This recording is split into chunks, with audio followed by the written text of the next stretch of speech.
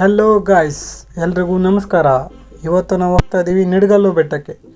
ಪ್ರಭು ಶ್ರೀರಾಮನು ಆಗಿನ ಕಾಲದಲ್ಲೇ ಎಣ್ಣೆ ಹಂಪಿ ಅಂತ ಕೂಡ ಕರೆದಿದ್ರಂತೆ. ಯಾಕಂದರೆ ಅಷ್ಟು ಚಿಕ್ಕ ಚಿಕ್ಕ ದೇವಸ್ಥಾನಗಳಿವೆ ಈ ಊರು ಮತ್ತು ಇದು ಬೆಟ್ಟದಲ್ಲಿ. ಕೆಲವೊಂದ್ಸಲ ಹೋಗೋ ಪ್ಲೇಸ್ಗಿಂತ ಹೋಗ್ತಿರೋ ದಾರಿನೇ ಇಷ್ಟ ಆಗುತ್ತೆ ಅಂತ ಮನಸ್ಸಲ್ಲಿ ಅಂದ್ಕೊಂಡು ಒಂದೆರಡು ವಿಡಿಯೋ ಫೋಟೋ ತಗೊಂಡು ದೇವಸ್ಥಾನಕ್ಕೆ ಲೇಟ್ ಆಗುತ್ತಂದ ಬೇಗ ಹೊರಟ್ವಿ. ಇದು ಆಕ್ಚುಲಿ ಚೆನ್ನಾಗಿರೋದು. ಹಾಗೆ ಹೋಗ್ತಿದ್ದಂಗೆ ನಮಗೆ ಮೊದಲು ಸಿಕ್ಕಿದ್ದೆ ನಿಡಗಲ್ ಊರು. ಅದನ್ನ ನೋಡಿಕೊಂಡು ಹಾಗೆ ಮುಂದೆ ಹೋಗಿ ನೋಡಿದ್ರೆ ಬೆಟ್ಟದ ಹತ್ರ ಪಾರ್ಕಿಂಗ್ ಇಲ್ಲ ಅಂತ ಹೇಳ್ತಾವ್ರೆ. ಏನು ಅರ್ಥವೇ ಆಗ್ತಿಲ್ವೇ ಈ ಕೇಸು? ಎಳೆ ಮಗು ಆಗಿದ್ದಿದ್ರೆ ಓಕೆ, ಏನಿದು? ಈ ನಿಡಗಲ್ ಬೆಟ್ಟ ಬರೀ ಬೆಟ್ಟ ಆಗಿರಲಿಲ್ಲ, ನಿಡಗಲ್ ಸಾಮ್ರಾಜ್ಯವಾಗಿತ್ತಂತೆ. ಇದನ್ನು ಅನೇಕ ರಾಜ ಮಹಾರಾಜರು ಪಾಳೆಗಾರರು ಆಳ್ವಿಕೆ ನಡೆಸಿದ್ರಂತೆ.